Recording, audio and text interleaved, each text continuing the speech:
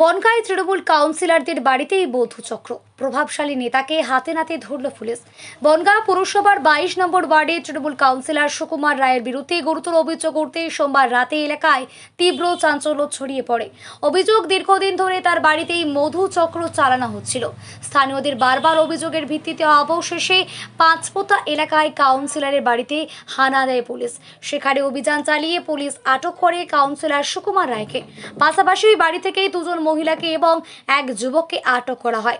Police সূত্রে খবর, কাউন্সিলরদের বাড়ি থেকে বেশ কয়েকজনকে থানায় নিয়ে গিয়ে জিজ্ঞাসাবাদ শুরু হয়েছে। ঠিক কতদিন ধরে বেআইনি কাজ চলছিল, কারা জড়িত, বাড়িটি কিভাবে ব্যবহার হতো, সব দিকই খতিয়ে দেখা হচ্ছে। পুলিশ জানায়, অভিযোগের সত্যতা মিললে প্রত্যেকের বিরুদ্ধেই আইন অনুযায়ী কঠোর ব্যবস্থা নেওয়া হবে। ঘটনার পরেই শুরু হয়েছে রাজনৈতিক চাপানোতর। বিজেপির অভিযোগ তুলেছে, শাসক দলের নির্বাচিত জনপ্রতিনিধিদের বিরুদ্ধে এমন গুরুতর অভিযোগ প্রমাণ করে যে তৃণমূল আমলে দুর্নীতি এবং অসামাজিক কাজের শিকড় কতটা গভীর। গেরুয়া শিবিরের দাবি, এই ঘটনায় দ্রুত এবং কঠোর পদক্ষেপ নেওয়া উচিত। ঘটনাটা ঘটেছিল, এটা দীর্ঘদিন ধরে চলছে, কয়েকবার মানা করা হয়েছে। এটা বনগাঁ পৌরসভার 22 নম্বর ওয়ার্ডের কাউন্সিলর সুকুমার নাম হচ্ছে। এখানে অ্যাকচুয়ালি যেটা দেখা গেছে যে মধুচক্রের এরকম একটা কিছু দেখা গেছে। সামনে মদের বোতল, মেয়ে ছেলে,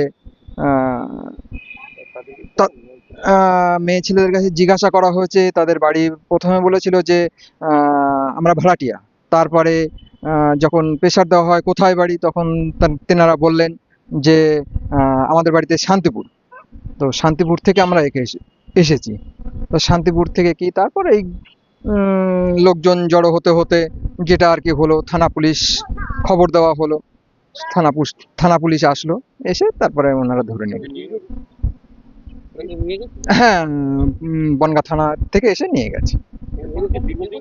এটা দীর্ঘদিন ধরেই চলছে এবং গ্রামের আশেপাশের মানুষ খুবই মানে ভালো চোখে নেয়নি এবং পরিবেশটা খুবই খারাপ, দিন দিন খারাপ হতে চলছিল আর কি।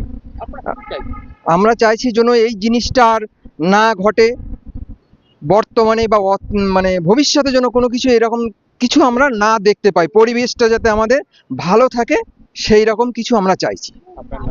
পূর্ণেন্দু মুখার্জি। এটা ঘটনাটা ঘটেছে কালোপুর পাঁচপোতা অগ্রদূত ক্লাব।